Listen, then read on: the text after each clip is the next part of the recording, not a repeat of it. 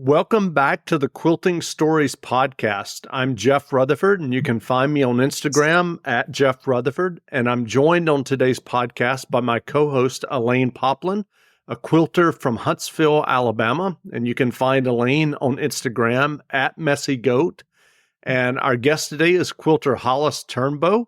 Holice has been making quilts since the 1970s, and he's going to tell us all about that. And Holice, welcome to the podcast. Thank you. Thank you. And I guess I should ask you, do you have an Instagram? No, I don't. Okay, that's fine. So I keep seeing it pop up on my computer and say, what is this? Okay. Someday I will do. Okay. Well, so I guess let's get started by I mentioned a moment ago that you got started in the 1970s. Can you tell us a little bit about that? How did you get started quilting?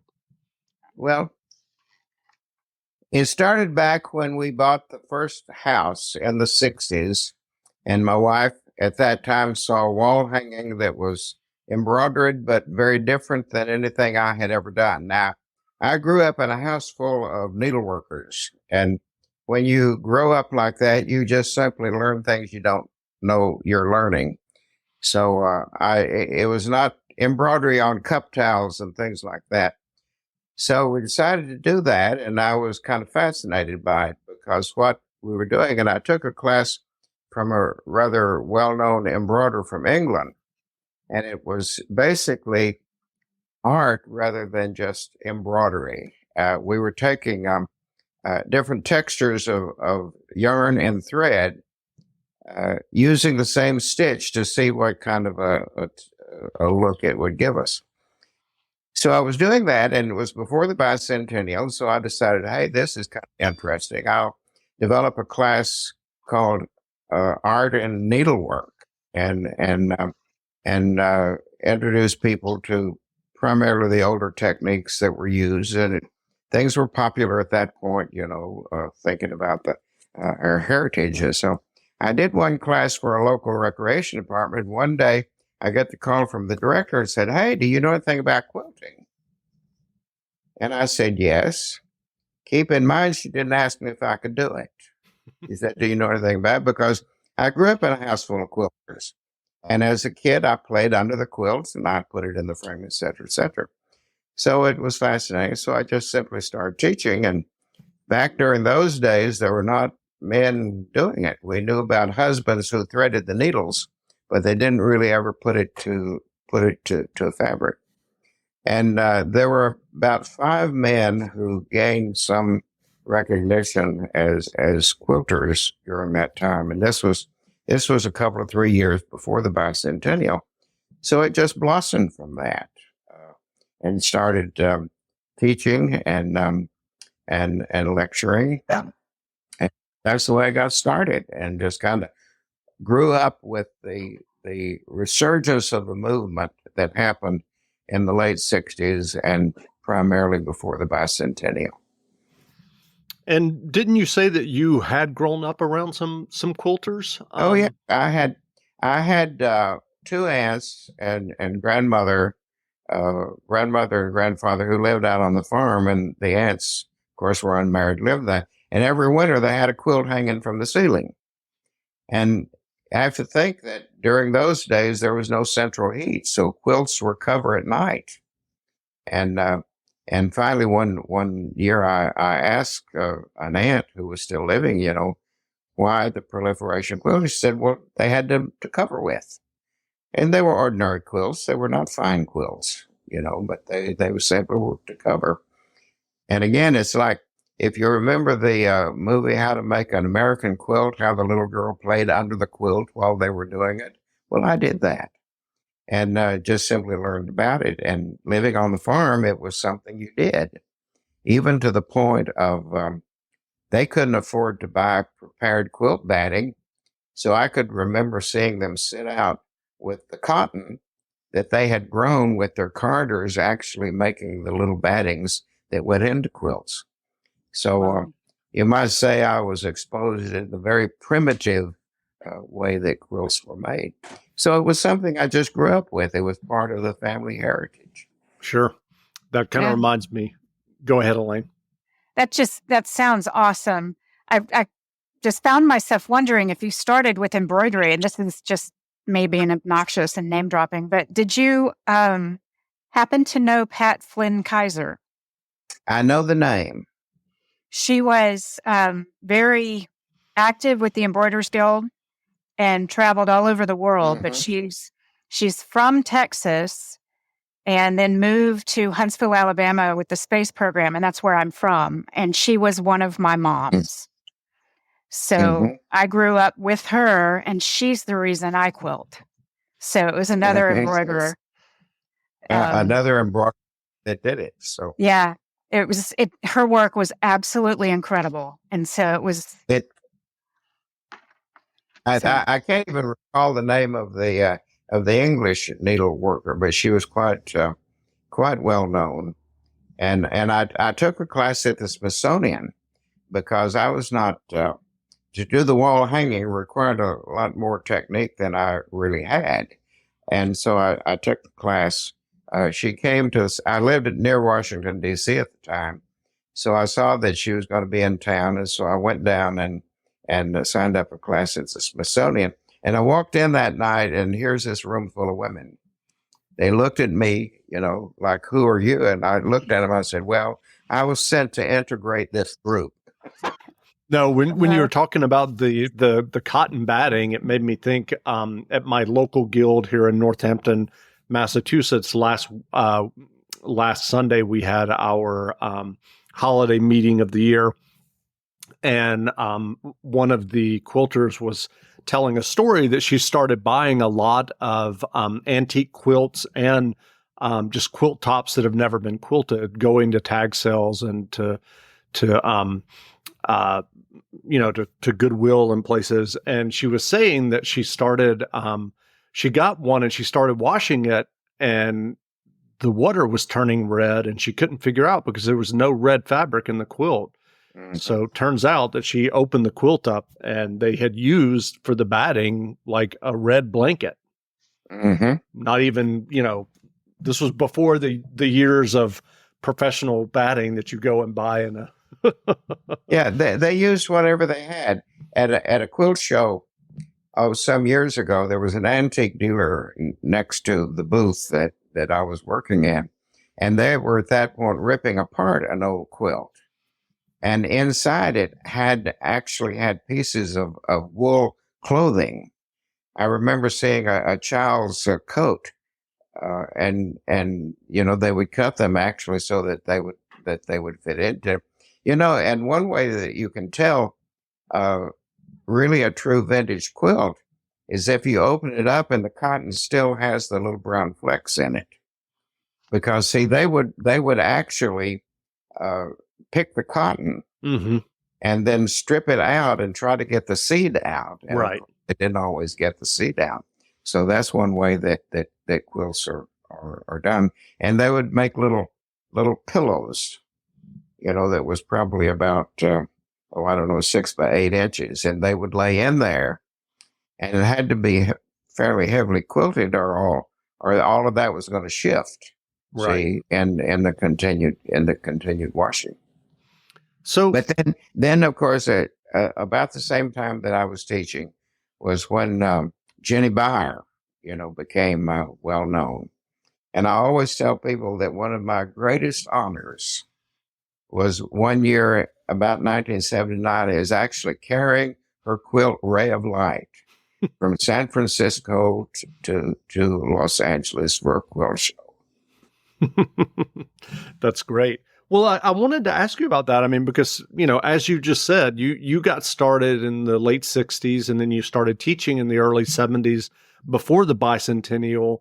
And you've been pretty much, witness to what we have today, which is $1 billion industry with, local quilt stores across the U.S. and, obviously overseas as well.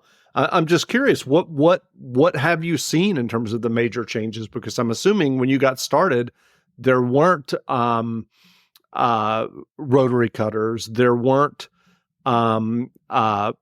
cutting mats. So I'm just curious, what has been your experience of watching this thing that you love grow into this, huge industry?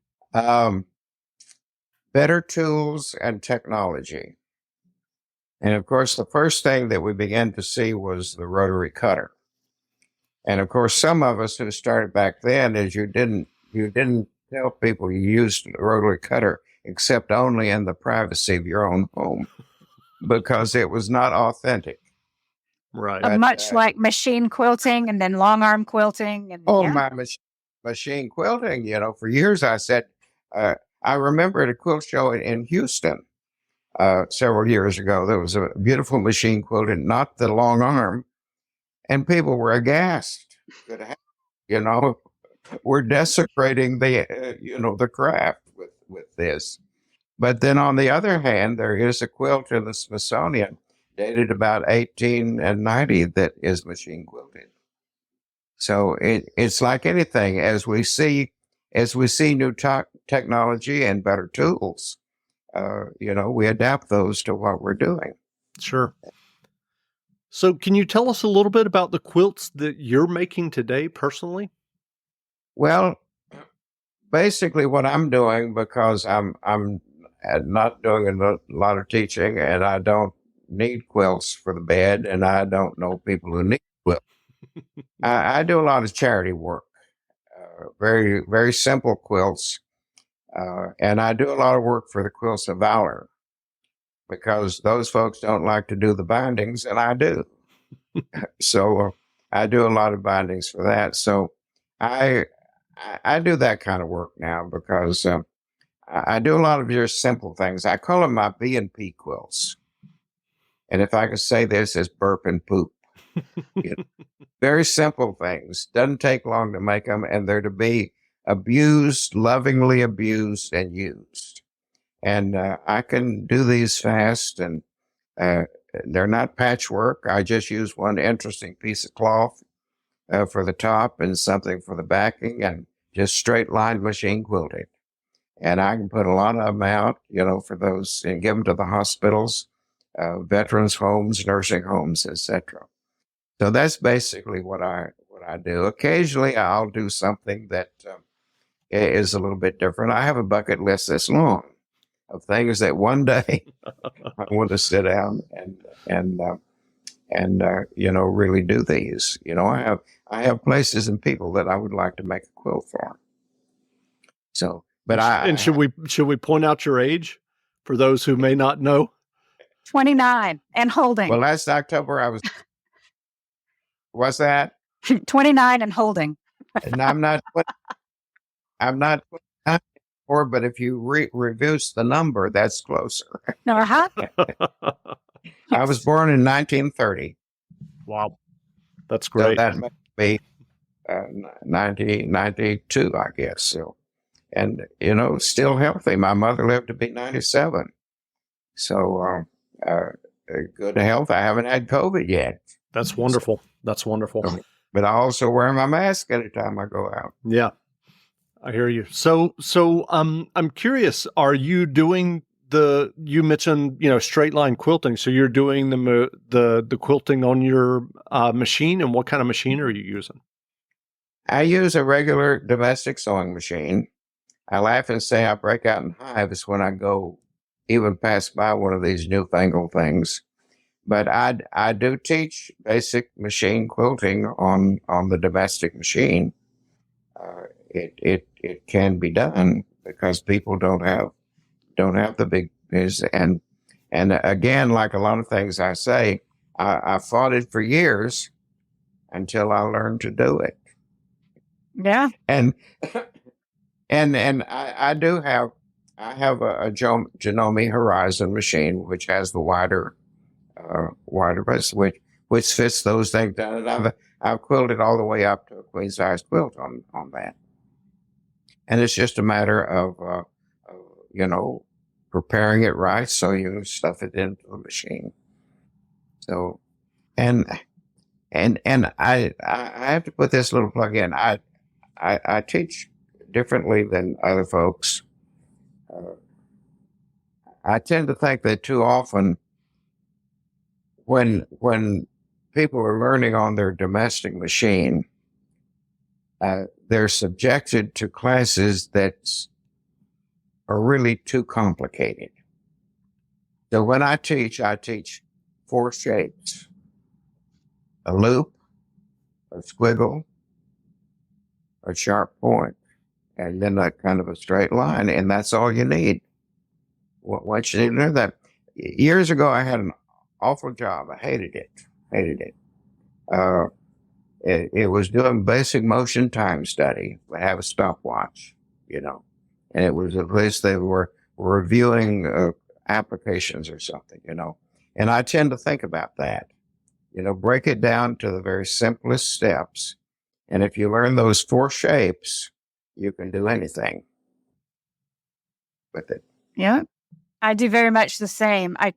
There were in the 70s and 80s, and Jeff may remember this, when we were growing up, they would have these drawing notebooks, instructions, where you'd start with a little curved line and then add a hook on it and then add this other thing. And at the end of it, you'd have a recognizable shape, and it would be a cat. And then you could repeat that shape over and over. Mm. And I remember those. And you are absolutely right. Everything that you do in free motion quilting is based on the loop, the curve, the sharp point, and the line. Yeah. See, what I like to do in the class, I say, now when you start, you remember a Palmer method of penmanship. And these folks look at me and say, "What's that?" Yeah. But it's that same motion that we, the freedom of it. And so I don't know whether it's physics or whatever, but if you break it down into the simplest movements and you repeat those, then you can do anything. I tell you that I have to say this, that the greatest compliment I ever got, I think, was I was teaching at an event in which earlier in the week, there had been other domestic machine quilting classes taught, and I was the last class of the event. And so at the end of the class, I asked if there were any questions, and one student back in the back stood up and says, "Yeah," says, "I took a class in machine quilting the other day, and now I know what it's all about." That's great. Yeah. Well, imagine explaining the mechanics of it. That's made right. all the difference. Yes. It's not sit down and go fast. No. And that's what happens. And they do fancy feathers. Oh yeah. Yeah. You spread up and do a fancy feather. But yeah, you got to learn how to do the curve before you can do the fancy feather. Sure. Well, I know that at one point there was a video online, and I'm just curious, do you know if it's still there, of your binding technique? Is it on YouTube? Oh, yeah. If you go to the website, HoliceTurnbow.com, okay, under videos, I think it's number 106. Got it. Okay. Well, I know, some of those videos are longer, and we don't have, an hour or two, but can you tell us a little bit about your what you've learned over the years about binding and what you would recommend in terms of binding? Okay. Number 1 is most all instructions that you see about binding refer to a 1/4" seam. The only time you need a 1/4" seam is if you're doing a binding and the patchwork comes out to the edge of the quilt, and you only have a 1/4 inch that you can do it. If you have a border shape, then you can do anything. And there's a direct relationship to the width you cut your binding and your seam allowance. I cut my binding 2.5 with a 3/8 inch seam, and that's just enough for it to turn over and fill the binding. What we want to do is the binding, or the quilt fills the binding, the one thing. And the theory that if it doesn't, that section that does not have your quilt in it wears more easily than if it was filled. This is the theory that we have. So the first thing you need to do is the consistency of the seam. whatever your seam allowance is, the consistency, and it needs to be consistent all the way down to the end of the quilt. And it's so easy because it happened with me to lose control the last 2 inches. And those feed dogs are going to do what it wants to do, not what you want it to do. One time I was doing a binding, and all of a sudden I discovered my hands weren't even on the quilt. So you need to be very careful coming down to the seam. Then when you turn it, then and fold, like all the instructions say for your miter, is to make sure that you start the allowance the same. Those are really the first 2 things that are extremely important. And if you consistently use the same width, same seam allowance, be cautious if you have a different batting than you're accustomed to use. See, I use one batting consistently, so I know that works. But sometime in Quilts of Valor, I get a batting that's thicker. See, so it's not good. So you need to test it in order to do it. Now, the directions will always say come down to 1/4 inch. We're saying 1/4 inch. Well, I come down to 3/8 of an inch. Student one time said something that she had a class that says stop 1 or 2 stitches before you get to that point. And I said, why? I says, well, allow for the fold. And it makes sense. We do scant 1/4 inch to allow for the fold, right? And think about how big that fold is when you come down. So you're really you don't have 1/4 of an inch or 3/8 of an inch. So stop 1 or 2 stitches beforehand, and your corner will miter much easier. But then make sure. And then when you come by, it's always better when you join them together, you join them on an angle. Because your eye does not see that, your eye sees a straight. Your eye tends to stop if you see a straight. It will not stop if you see an angle. And there are a lot of methods, to do that. Sure. To do that. But those are things: consistency, be slow, be conscious of the width of your binding. If I'm doing a 1/4 inch seam, then I probably would cut the binding down to 2 1/4. See, otherwise. Right. And if you're using a directional fabric, which I love to do, I love to get a fabric that has a little twirly vine in it, cut according to the design and not the thread and not the evenness of the fabric. That pertains to dots and plaids or checks or whatever. To me, the binding is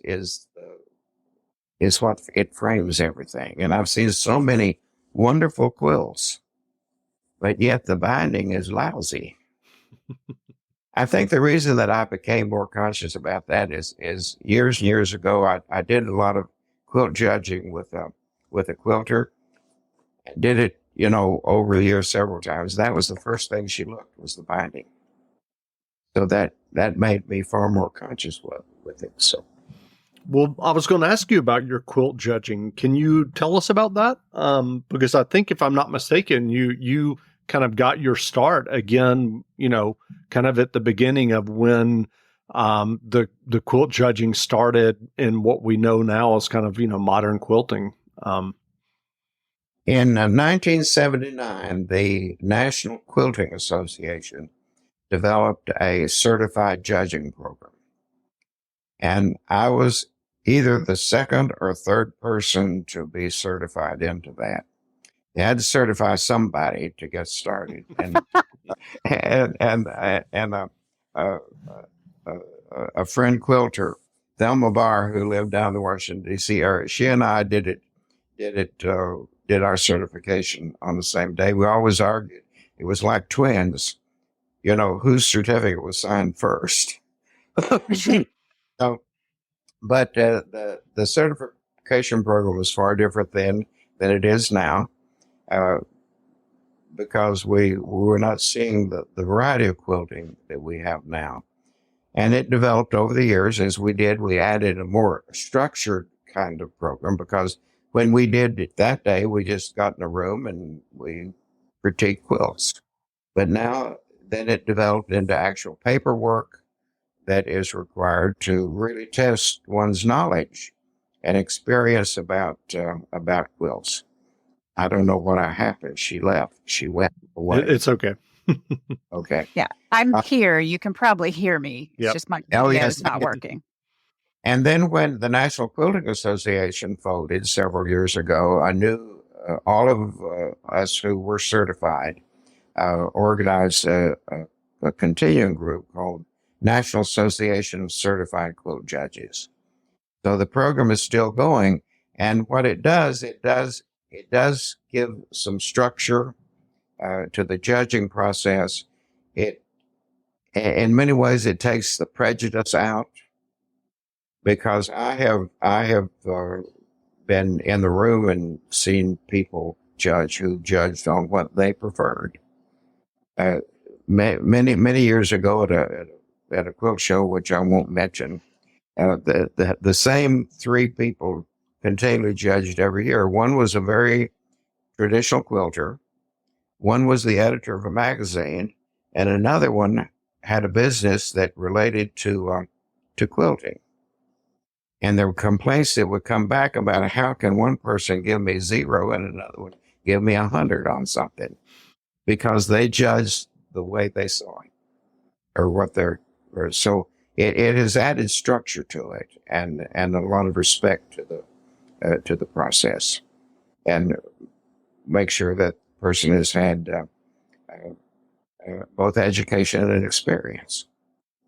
That's valuable. I've been judged in shows where you did have to consider what the judge liked Mm-hmm. before you entered. And that's not good, because it shuts out a lot of incredible work. Mm-hmm. It was. I was at a vendor at a show several years ago, and as I was setting up the booth, the judge, who was kind of a well-known, I'm not sure what she taught in that area, and all I could hear her say was, "My students would never do it that way. My students would never do it that way." So it has added, a lot of respect to it, and people do, and depending on the individual and the show, sometimes I like to do constructive comments. Mm-hmm. Comments that congratulate the person, as well as something that might tend to improve. And I know a comment I've made sometime is, if you intend to enter this in a larger quilt show, you might want to consider whatever the situation was, because I knew it would never pass in the next one. Yeah. Yeah. Yeah. And those kind of comments can be so valuable. I mean, those kind of comments train me to be ultra picky about my binding. And now I am a binding snob. So all the things that you were saying, I totally agree with on binding. Because it doesn't tell you anything if I say binding needs improvement. Right. Right. You might want to trim or make sure your binding is filled all the way to the edge. I mean, that great comments. And I've never had a judge tell me something about one of my quilts that I didn't already know, if I was really honest. Yeah.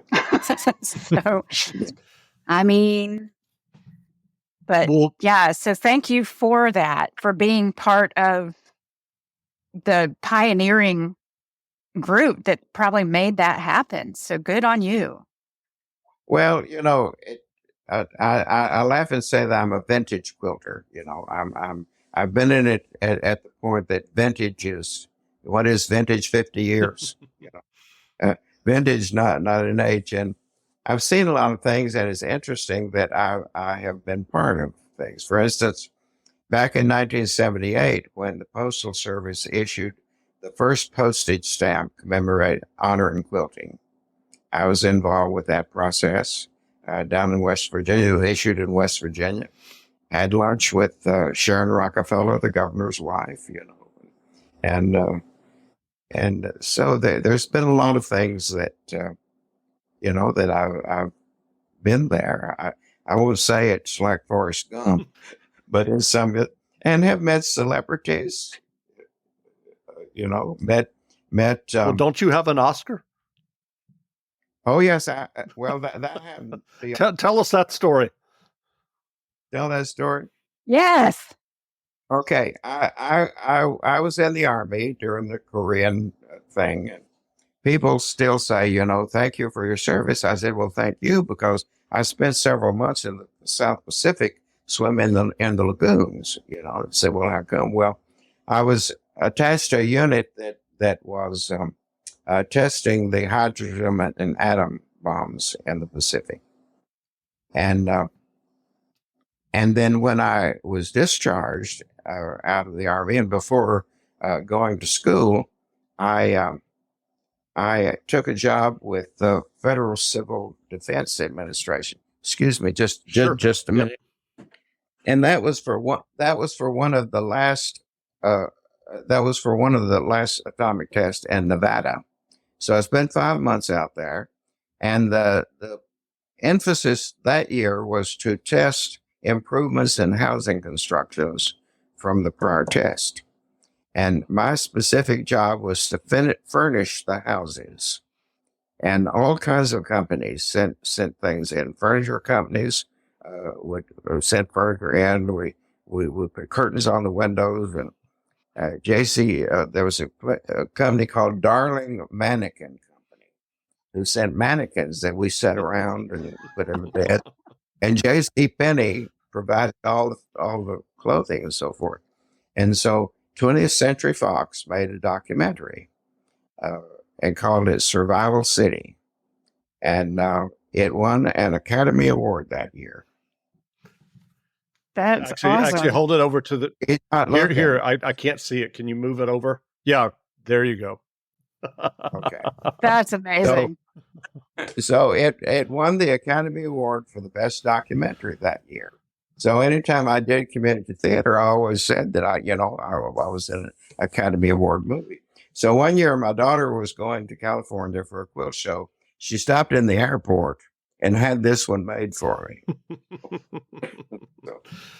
But that was an awesome experience. And again, over the years, you met people. I have to tell you about meeting Tony Tennille.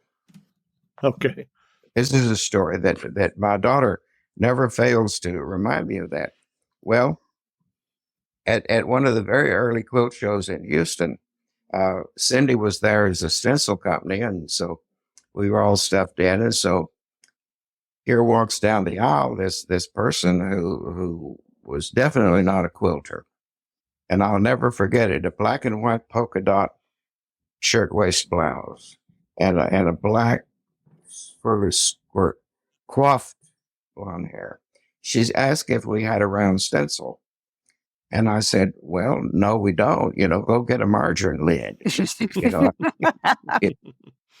Meanwhile, my daughter was a child of the 70s. She's having a fit back in the booth. I keep talking to Vision, see, and she said, well, she said, you have stencils? I said, yes, we have a catalog. But there's an area in it. We need to send you there. And I look at her and I says, I need your name. Cindy is under the table over here, in embarrassment, it is. And I said, your name? She says, Tony. And I said, and? She says, Tennille. So Cindy never forgets that. But Tony said that she had learned Georgia Bonesteel's method of quilt as you go. And it was going to be a lifesaver when she quilted on the airplane. That's great. Now, isn't that trivia that's going to enhance your life? Tony Tennille was a quilt. It's fun. And you know that celebrities love it when they're not recognized. That's exactly. Right. Yeah. So you But so you mentioned your daughter Cindy. She runs a stencil company, correct? Can you tell us a little bit about yes, that? well, she got started back in actually the late 1980s. We had met a couple out of Canada, a stencil house that made plastic stencils, and they were only one of two companies that really had branched out. There were stencils made before that, but these two companies were the ones that actually uh, went really commercial on it. And so we met them at a quilt show or two. They would come down into the States. And then they invited me into Canada at a quilt show, which I judged one time. So we had that kind of business relationship. And then the owners decided they no longer wanted to come down here. They wanted to stay back there and manufacture. So started uh, manufacturing for them. And then business just, they seemed to go more paint stencils and so on. So she picked up the actually the business that started in probably in early 1990s and still going And what's the strong. name It of is it? now what the Stencil Company. Okay. Isn't that Yeah. original? Oh, yeah. I mean, And it's clear what they do. that's right. And and the over the years, of course, back in the early days, all the designs were those old things that you saw in the farmers' magazines and so forth, and all the stencils that were done in paper. Uh, there was a guy named Garrett Ratterink out of Michigan that actually had developed on a cardstock. Excuse me. And excuse me, actually started doing stencils on a cardstock. So all those designs, that there was nothing original about them. They were things that had been printed for years. So these were all done in plastic. So she started. In time, I then added new designs to it. And then in time, she's picked up other designers for it. But it's been going now for, 35 years. It's still going strong. Then as a result of my involvement that because I was going to quilt shows, I then have done some designing of whole cloth quilts for Benartex.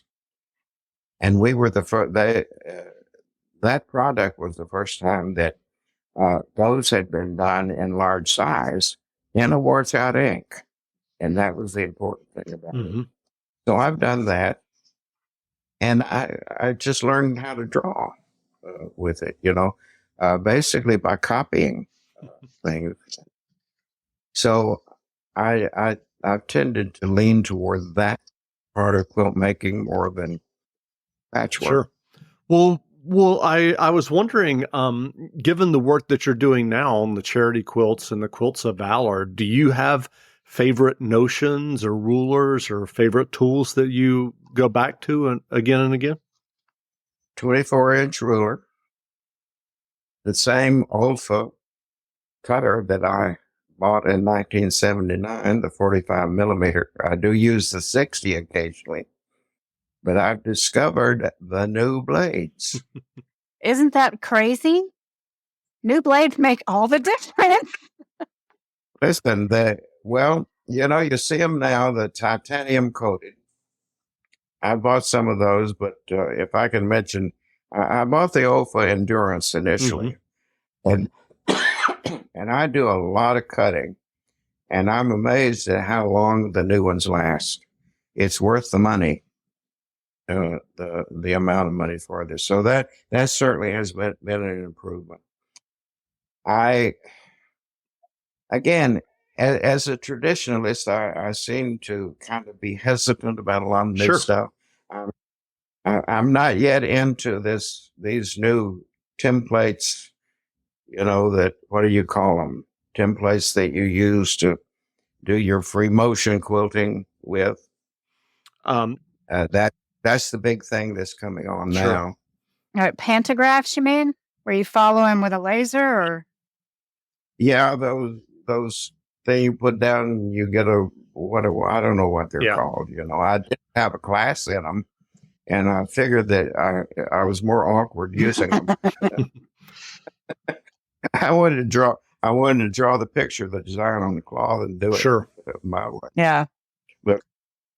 But it it's helping people who didn't feel that they were talented or whatever, to do the fancy designs. It is helping them. So, as I said earlier, any new thing that comes along, we embrace Sure. it.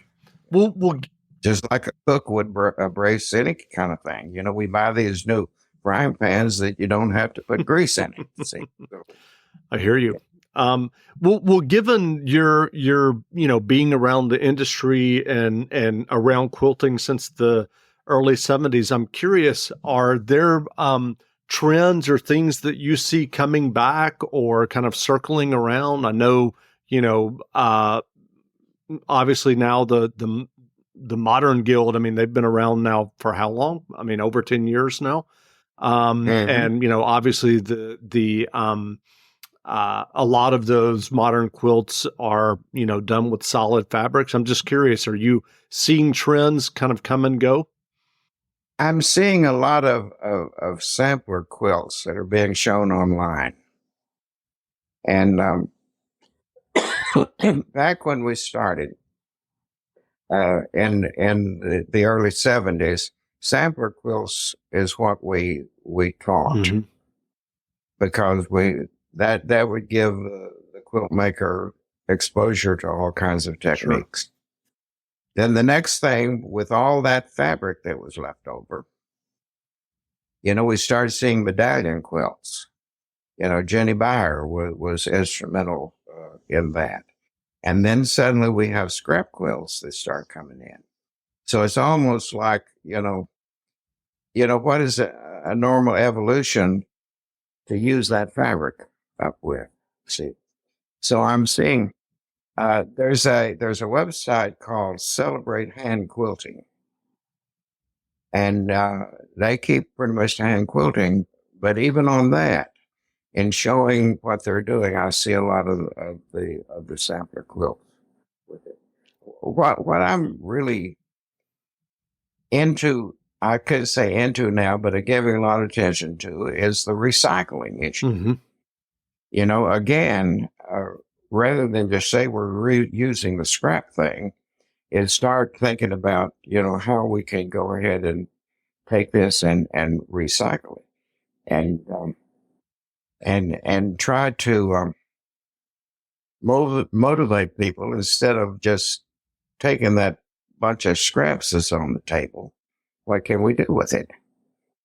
And focus a little bit on it. And I've done some workshops, on that, using it, because, we're into climate change and all kinds of things. Bring that in. So a little bit more focused, to be more conscious about that.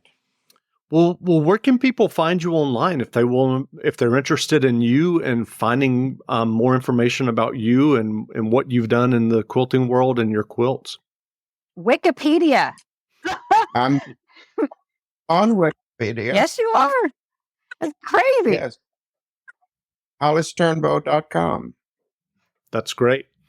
Well, again, we've been speaking with Holice Turnbow, a quilter since the 1970s, and it was great speaking to him about his experience with not only the quilts that he's making now, but all that he's seen in the industry. Thanks a lot, Holice.